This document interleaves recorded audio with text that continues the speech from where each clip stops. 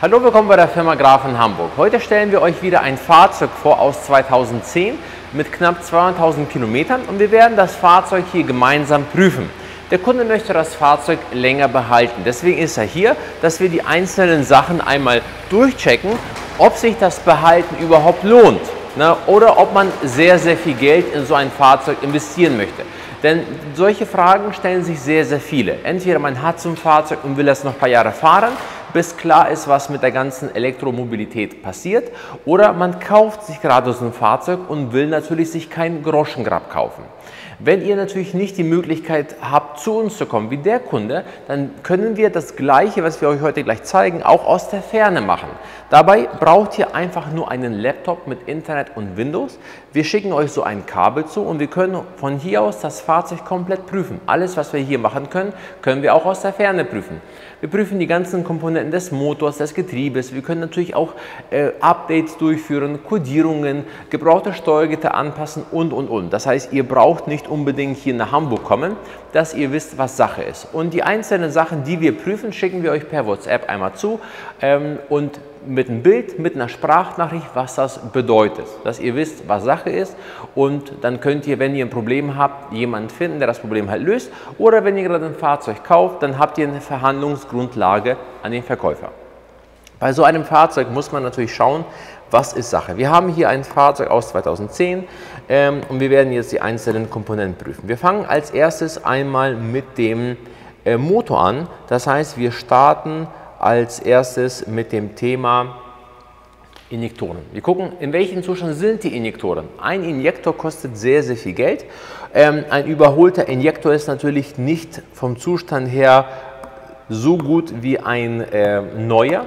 Warum ist das so? Es ist genau wie zum Beispiel bei vielen Sachen, wenn die repariert sind, dann sind die nicht mehr so, wie sie neu waren. Das heißt, es ist immer besser, wenn man einen Injektor oder andere Komponenten einfach im vernünftigen Zustand behält. Und anhand der Werte des Injektoren kann man sehen, wie ist der Injektor. Man kann meistens immer noch sehr viel machen, bevor die kaputt sind. In dem Fall zum Beispiel sieht man, der Vorbesitzer hat einen vernünftigen Kraftstoff getankt. Das heißt, wir haben sehr gute Injektorwerte, obwohl wir eine Laufleistung von knapp 200.000 haben. Also wirklich sehr gut. Hätten wir hohe Werte, gibt es verschiedene Maßnahmen, was man machen kann, damit die Injektoren einfach länger leben. Wenn die Werte der Injektoren so sind wie die hier, dann kann man auch davon ausgehen, dass auch die Hochdruckpumpe entsprechend auch in Ordnung ist.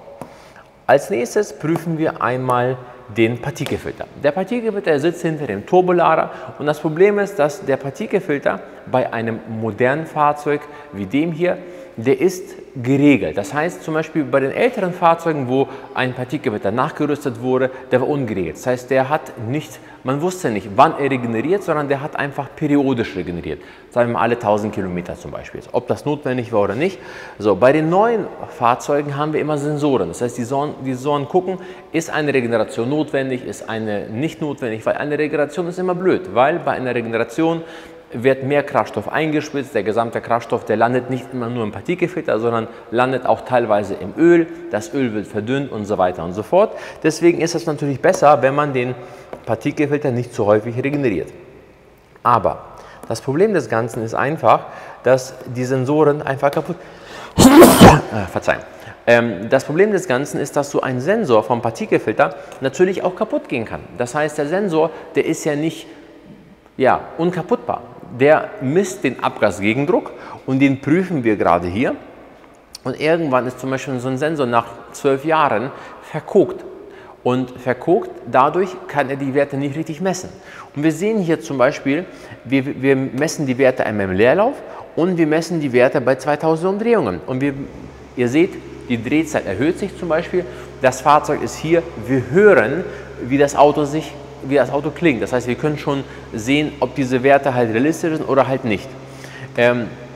Aber so ein Sensor kann auch kaputt gehen. Ich würde immer empfehlen, wenn so ein Auto 10 Jahre alt ist, ihr so ein Auto gekauft habt oder halt behalten wollt, ne, tauscht den Sensor. Der kostet 30 €, aber der kann sehr viel Schaden verursachen.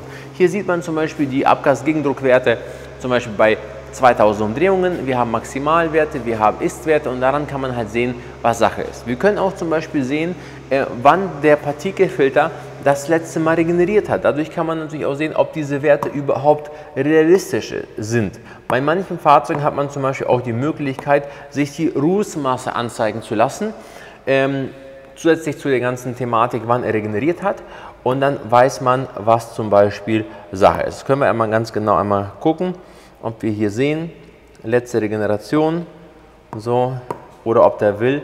Vor 350 Kilometern hat das Fahrzeug regeneriert. Das heißt, diese Werte, die wir hier zum Beispiel sehen, sind auch realistisch. Was wir hier auch leider sehen bei dem Fahrzeug, wir haben eine Software aus 2009. Das heißt, das Fahrzeug ist auf den Markt gekommen und seitdem es auf dem Markt ist, wurde es noch nie geupdatet. Deswegen zum Beispiel die Motorsoftware ist eine der allerersten, die es je gab. Das heißt, die ist voller Fehler. Die Hersteller publizieren neue Updates, damit natürlich diese ganzen Fehler und Prozesse, die Fehler entfernt werden und die Prozesse perfektioniert werden. Das ist halt leider hier nicht der Fall. Wenn ihr ein Fahrzeug habt, ist es immer sinnvoll, ein Update zu machen. Bei BMW ist das mit dem Update so ein bisschen problematisch, weil wenn BMW ein Update macht, dann updaten das gesamte Fahrzeug. Und bei so einem Fahrzeug, was 12 Jahre alt ist, hat man leider die Gefahr, dass die 20 Steuergeräte, die das Auto hat, bei dem Update kaputt gehen können. Und BMW haftet nicht für diese Steuergeräte. Wir können die Steuergeräte einzeln updaten und wenn wir so ein Update durchführen, also von den jeweiligen Steuergeräten, dann haften wir auch für das Steuergerät. Das heißt, ihr habt kein Risiko. Geht das Steuergerät bei uns kaputt, dann besorgen wir euch ein gebrauchtes, passen das an. Weil ein neues Steuergerät kostet irgendwie um die 1.300 Euro. Das ist immer so ein bisschen die Problematik bei diesen Steuergeräten. Das ist ein relativ moderner Motor, das heißt, obwohl das Fahrzeug jetzt 12 Jahre alt ist, kann man sehr, sehr viel prüfen. Auch bei den Benzinern kann man auch sehr viel prüfen. Das heißt, viele Komponenten kosten sehr, sehr viel Geld und bevor man das irgendwann bezahlen muss, prüft man das alles. Als nächstes prüfen wir einmal die Dreiklappen. Wir haben eine Ansaugbrücke und in der Ansaugbrücke haben wir die Dreiklappen, die sorgen dafür, dass die Ansaugbrücke in einen Drall. So, und hier sieht man zum Beispiel, wir steuern die Ist-Werte an. Wir gucken, wie weit lassen sich die Dreiklappen aktivieren. Das ist sehr wichtig. Ich zeige euch einmal hier eine Ansaugbrücke, dass ihr das mal gesehen habt, wie sowas halt auch aussehen kann. Weil die Ansaugbrücke, die Dreiklappen, die verrußen. Und die verrußen natürlich durch Ruß. Hier kann man das sehen. Vielleicht kannst du einmal kurz zeigen. Ich weiß nicht, ob man das auf dem Bild erkennen kann. Hier vielleicht. Das heißt, dem Motor werden permanent Abgase zugeführt. Und diese Abgase sorgen halt dafür, dass die Dreiklappen irgendwann anfangen zu klemmen. Die Dreiklappen sind aber wichtig für eine erfolgreiche Regeneration des Partikelfilters. Bei den älteren Modellen, vielleicht erinnern sich einige von euch, sind die Dreiklappen in den Motor reingefallen und haben Motorschaden verursacht. Das wird bei dem Fall nicht der Fall sein, weil die werden elektronisch angesteuert und bevor das passiert, bekommen wir auf jeden Fall eine Fehlermeldung und die fallen auch nicht rein, aber trotzdem muss man halt natürlich schauen, dass die Dreiklappen halt vernünftig funktionieren. Warum verkoken die überhaupt? Weil dem Motor wird permanent Abgase zugeführt. Diese Abgase lagern sich halt im Motor ab, wie zum Beispiel bei den Dreiklappen, die lagern sich auch im AGR-Kühler ab und die lagern sich natürlich und die versotten den gesamten Motor. Das heißt, da auch, wo die Ventile sind. Als nächstes werden wir zum Beispiel prüfen, Versottung der Ansaugkanäle. Bei der Ansaugbrücke, wenn die zum Beispiel versottet ist oder die Dreiklappen klemmen, man tauscht sie aus. Ich glaube, die kostet bei BMW um die 1.500 Euro ungefähr, ne? Eine neue Ansaugbrücke, plus Einbau und so weiter. Was wir jetzt prüfen, sind die Ansaugkanäle, da wo die Ventile sind. Das heißt, wir prüfen jetzt, wie viel Luftvolumen haben wir noch übrig und wie viel Luftvolumen ist bereits durch die Versottung, durch die AGR bereits belegt.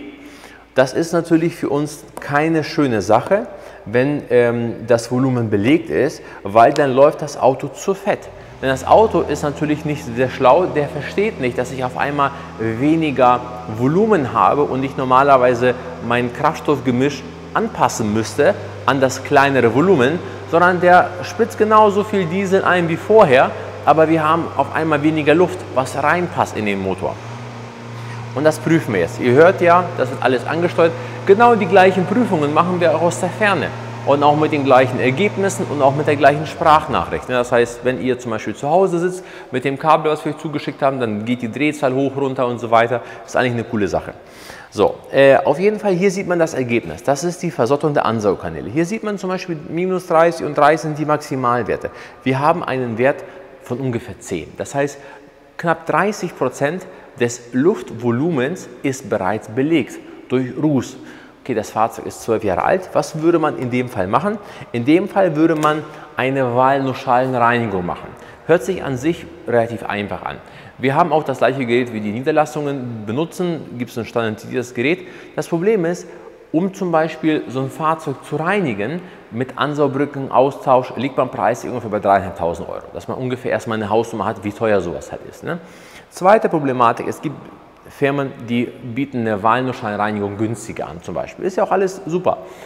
Man muss nur verstehen zum Beispiel, wenn man diese Ventile vernünftig reinigen will, das ist eine scheiß Arbeit. Ein Ventil ist rund, du hast eine Art Stab, wo das Walnussgranulat rauskommt und du musst mit dem Stab einmal hier rum und einmal darum. Ne? Die Ventile musst du halt verändern. Das heißt, wenn du das vernünftig machen willst, dauert das ewig. Ne? Deswegen muss man immer halt rechnen, ca. 4 bis 5 Stunden.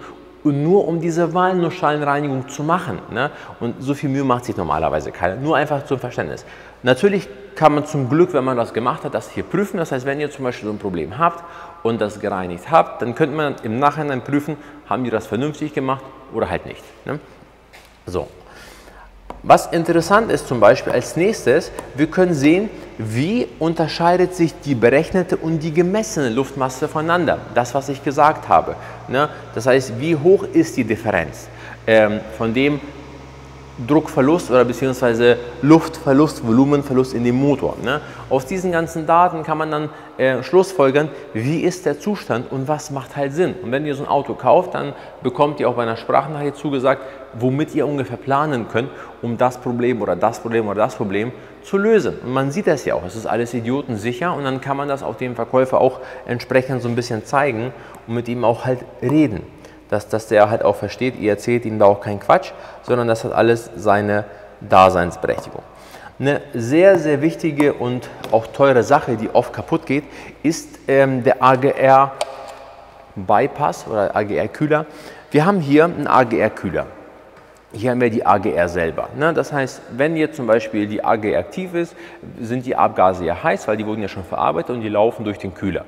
Hier werden die abgekühlt, hier läuft sozusagen das Kühlwasser, alles relativ unproblematisch. Das Problem ist natürlich, dieser Kühler, der ist endlich, irgendwann geht der kaputt, weil der ist ja erstmal kalt, dann ist er warm, dann ist er kalt, dann ist er warm und dieses Gripper geht irgendwann kaputt. Das heißt, dann habt ihr das Problem, dass heiße Abgase treffen auf Kühlmittel und dann gibt es das Problem, dass das Auto anfängt zu brennen. Deswegen gab es einige Rückrufaktionen bei diesen Fahrzeugen. Ne? So, kennen vielleicht einige. Problem ist aber, wir haben, bis der Motor warm ist, haben wir ein AGR-Bypass-Ventil. Das heißt, bis der Motor noch nicht warm wird, wird dem Motor permanent Abgase zugeführt, damit der Motor schneller warm wird. Hier in Deutschland dauert das in der Regel ein paar Minuten, dann ist das Thema abgehakt.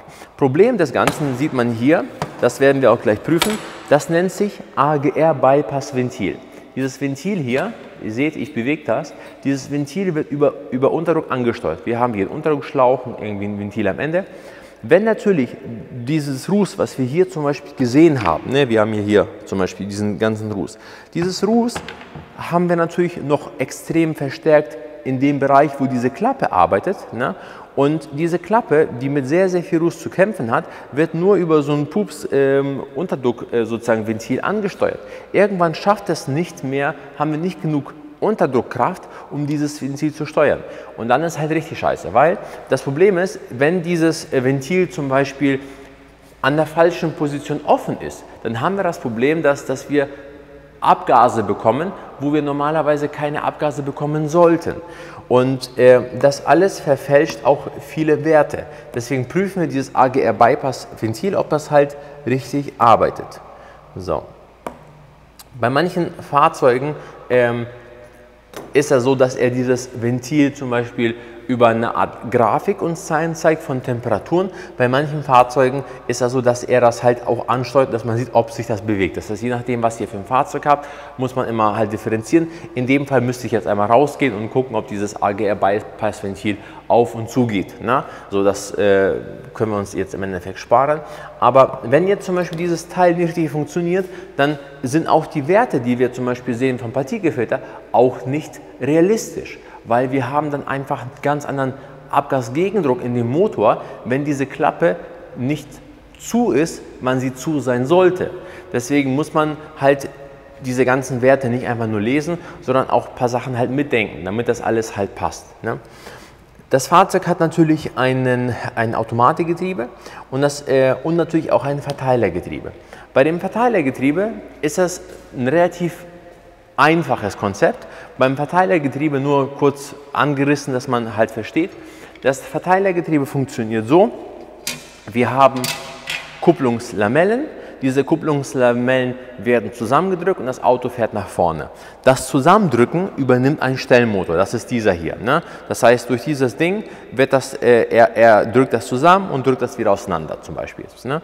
So, an sich relativ einfaches Prinzip. Das Problem ist, dieser Stellmotor ist halt blöd, das heißt, er versteht nicht, dass diese Lamellendicke über die Jahre sich verändert hat. Das heißt, die ist nicht mehr genauso wie früher. Das heißt, wenn so ein Fahrzeug zum Beispiel ein Verteilergetriebe hat, dann sollte man das Verteilergetriebe alle bis 60.000 bis 80.000 spätestens spülen. Spülen heißt, die meisten Verteilergetriebe haben keine Ablassschraube mehr, sondern eine Ablass- und Befüllschraube. Altes Öl absaugen, neues befüllen und das mehrmals machen, bis das Öl halt sauber ist, und dann Adaption. Das zum Thema Verteilergetriebe. Automatikgetriebe ist eine ganz andere Hausnummer. Da komme ich gleich dazu. Das heißt, das Auto hat natürlich ein Automatikgetriebe und das Automatikgetriebe sollte man halt prüfen, denn das kann halt sehr, sehr teuer werden. Deswegen, wir werden jetzt gemeinsam das Automatikgetriebe besprechen, welche Maßnahmen, Probleme es da gibt, damit man einfach nicht dazu kommt, dass es kaputt geht. Wir haben uns die Adaptionswerte angeschaut. Was sagen die Adaptionswerte uns? Die Adaptionswerte sagen uns, wir haben einmal Kupplungsfülldrücke und wir haben einmal Schnellfüllzeiten. Das sind Werte, die hat der Getriebehersteller entwickelt. Das heißt, das Getriebe adaptiert sich permanent. Das heißt, wenn das Fahrzeug auch zum Beispiel vernünftig fährt, super schaltet, heißt es nicht, dass das Getriebe in Ordnung ist und nicht kurz vorm Kaputtgehen. Denn diese Adaptionswerte haben folgende Bedeutung. Die Kupplungsfülldrücke sagen uns, wie viel mehr Druck muss ein Getriebe ausüben, um den Gang zu schalten, und die Schnellfüllzeiten sagen uns, wie lange das dauert. Logisch ist das natürlich, je kleiner die Werte sind, also je näher bei 0 zum Beispiel, desto besser sind die Werte. Und ich werde gleich in dem Video auf die einzelnen möglichen Wartungen und Maßnahmen eingehen. In dem Fall haben wir ein Fahrzeug, was aus 2009 ist, mit knapp 200.000 Kilometern. Natürlich ist das bei so einer Laufleistung sinnlos, eine Getriebespülung zu machen oder einen Getriebeölwechsel. Warum ist das sinnlos? Weil wenn ein Fahrzeug wie in dem Fall 13 Jahre alt ist und über 200.000 gelaufen hat, dann hat man in einem Getriebe Verschleiß. Das heißt Verschleiß, und wir haben ein Druckproblem. Davon kann man bei dem Alter und bei der Laufleistung ausgehen. Natürlich ist die Möglichkeit einer Getriebespülung durchzuführen, diese Möglichkeit jede Werkstatt im Endeffekt in Deutschland wahrscheinlich. Und das ist ein Produkt, was man jedem relativ einfach anbieten kann. Aber für euch als Endkunden muss man natürlich so überlegen, wenn ich schon Geld für etwas ausgebe, egal wie viel, dann soll es auch was bringen. Das Getriebe an sich, warum sind die Adaptionswerte für uns wichtig, ist folgendes Prinzip. Wir haben, das ist das Getriebe, was wir hier sehen. Wir haben in dem Getriebe, das sind sozusagen die Innereien, hier sind die Kupplungslamellen verbaut. So sehen zum Beispiel die Kupplungslamellen halt aus. Wir haben hier 5 Pakete. Und die werden halt über Öldruck zusammengedrückt. Deswegen ist es für uns wichtig zu schauen, wie sind diese Adaptionswerte. Haben wir hohe Kupplungsfülldrücke oder sehr niedrige Kupplungsfülldrücke, zum Beispiel über -200 zum Beispiel, dann haben wir das Problem, dass das Getriebe einfach einen Mehrverschleiß hat von den Lamellen. So. Dieser Druckverlust kann aber mehrere Positionen haben, denn wir haben im Getriebe Gummikomponenten und diese Gummikomponenten verschleißen über die Jahre, weil die schwimmen im Öl. Hier sieht man zum Beispiel zumindest ein Beispiel von diesen Gummikomponenten, und wir haben dort das Problem, dass dieses Gummi einfach kürzer wird oder nicht mehr richtig abdichtet. Hier kann man das zum Beispiel jetzt sehen. Oder hier hat man zum Beispiel eine Dichtung, was halt auch kaputt gehen kann. Wenn wir dort einen Druckverlust haben, das heißt, dass das Öl hier nicht mehr durchfließt, dann haben wir das Problem, dass die Lamellen wie beim Schalter schneller verschleißen, wie bei einer Kupplung. Wenn ihr nicht richtig schalten könnt, also kuppeln und schalten, dann habt ihr das Problem, dass zum Beispiel die Kupplung einfach schneller verschleißt. Beispiel Fahrschulfahrzeuge. Genau das gleiche Prinzip haben wir hier. Das ist eine Möglichkeit des Druckverlustes, aber das ist nicht die einzige. Das ist sozusagen die erste Barriere, das schwächste Glied. Diese Dichtungen sitzen zwischen dem Getriebe und der Mechatronik. Das ist eine Möglichkeit des Druckverlustes. Eine weitere Möglichkeit kann sein die Mechatronik selber. Kommen wir einmal bitte näher. Wir sehen zum Beispiel in der Mechatronik haben wir eine Dichtplatte. Diese Dichtplatte hat zum Beispiel hier eine Beschädigung. Und hier hat sie zum Beispiel eine Beschädigung. Das heißt, dieser Bereich hier, der ist nicht mehr abgedichtet. Das heißt, das Öl, was hier normalerweise sein sollte, fließt auf einmal hier rüber. Und dann haben wir hier einen Druckverlust. Eine weitere Möglichkeit zum Beispiel kann sein, kann ich euch hier mal zeigen, wir haben hier Filter. Dieser Filter kann zum Beispiel verstopfen. Auch eine Möglichkeit. Oder wir haben hier zum Beispiel Ventile. Diese Ventile haben auch Filter, die können auch verstopfen. Natürlich haben wir auch Lamellenabrieb von diesen Kupplungslamellen, die nicht magnetisch sind. Und dieser Lamellenabrieb, der bleibt in der Mechatronik einfach hängen. Davon haben wir sehr, sehr viele. Das heißt, das ist nicht magnetisch und bleibt nicht auf dem Magneten hängen, sondern schwimmt hier rum. Und man kann so viel spülen, wie man möchte. Man kriegt sowieso diese ganzen Kupplungsabrieb nicht raus. Die einzige Option ist, wenn man die Mechatronik zum Beispiel zerlegt, per Hand reinigt und so weiter.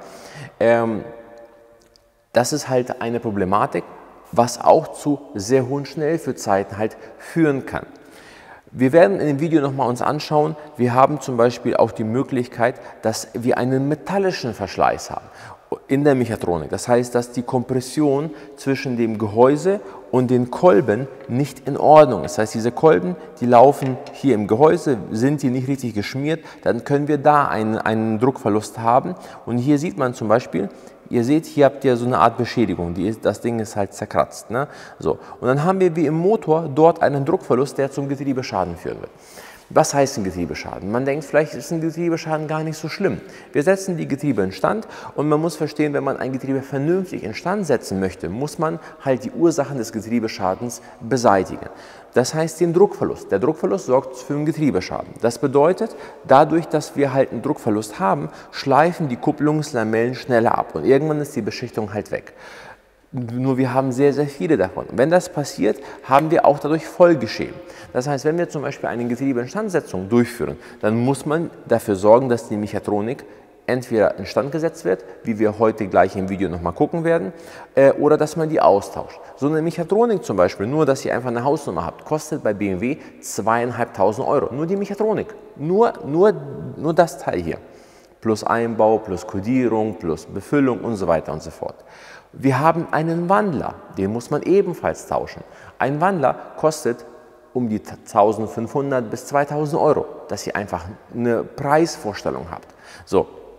Natürlich, wenn ich einfach bei dem Getriebe nur die Kupplungslamellen austausche, dann würde so ein Getriebe vielleicht ein Jahr halten. Die Garantiezeit ist vorbei, nach mir die Sintflut.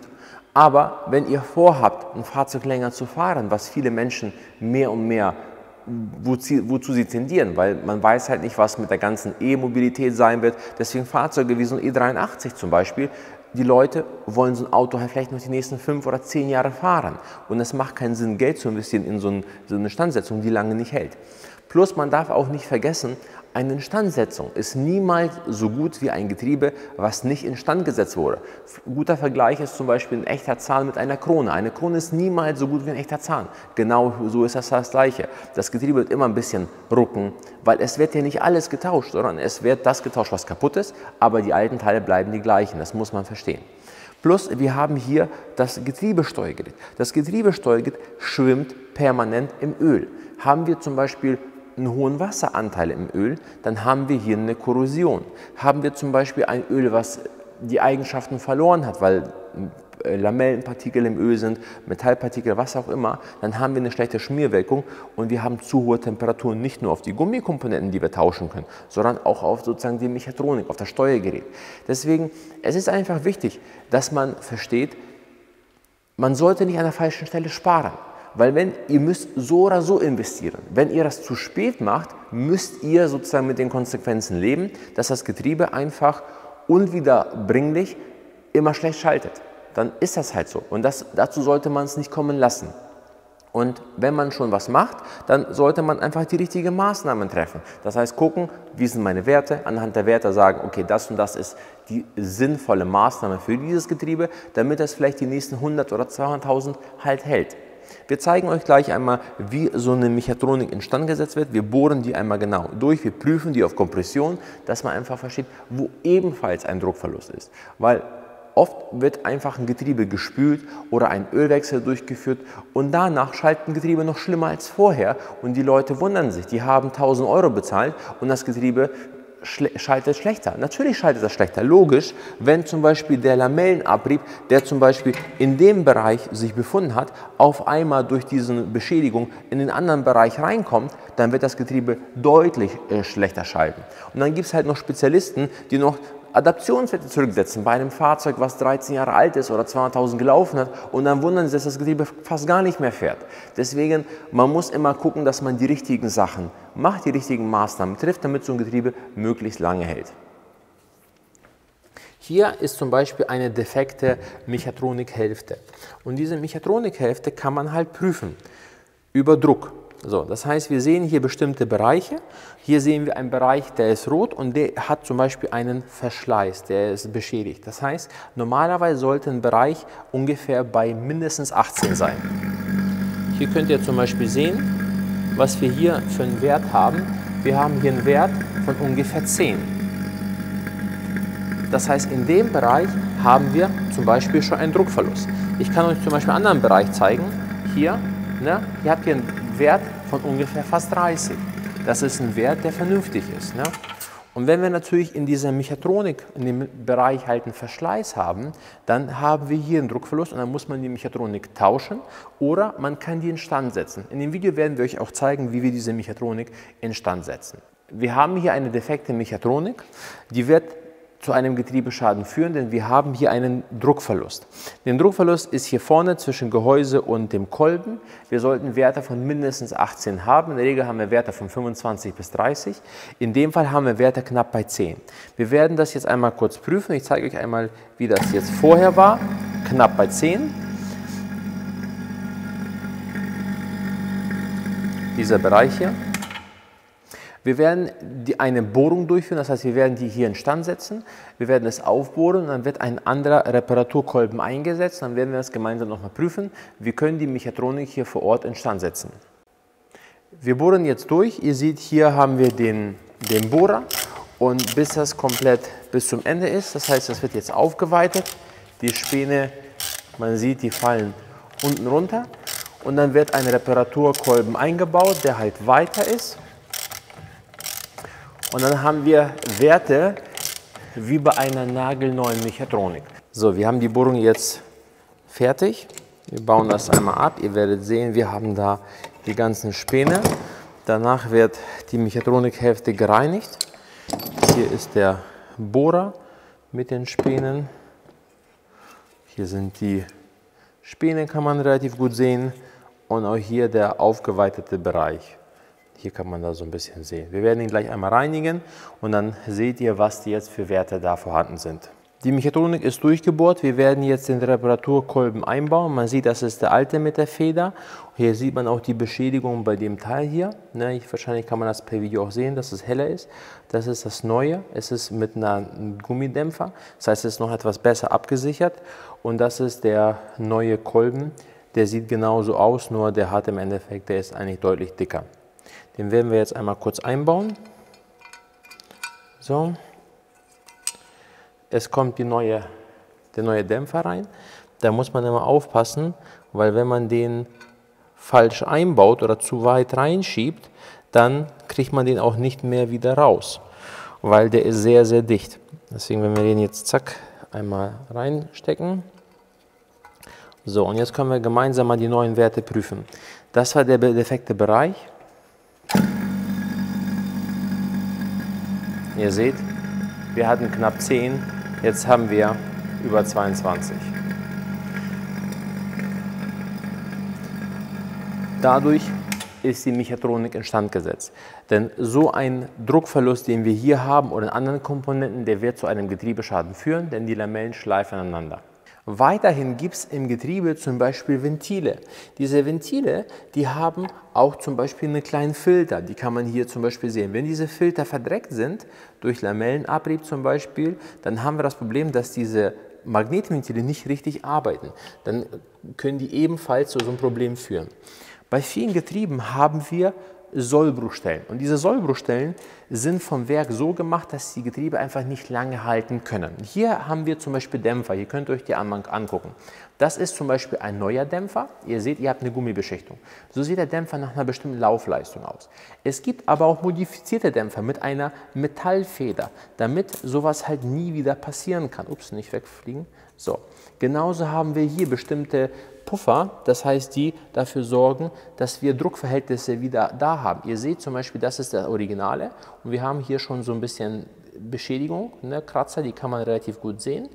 Und hier haben wir die modifizierte Variante mit einer Dichtung. Das heißt, die kann auch nicht mehr oder hält entsprechend halt lange. Genauso kann man zum Beispiel so eine Mechatronik modifizieren, dass sie einfach stärker ist und diese Sollbruchstellen entfernt. Das können wir bei jeder Mechatronik machen von BMW, wenn ihr in sowas Interesse habt.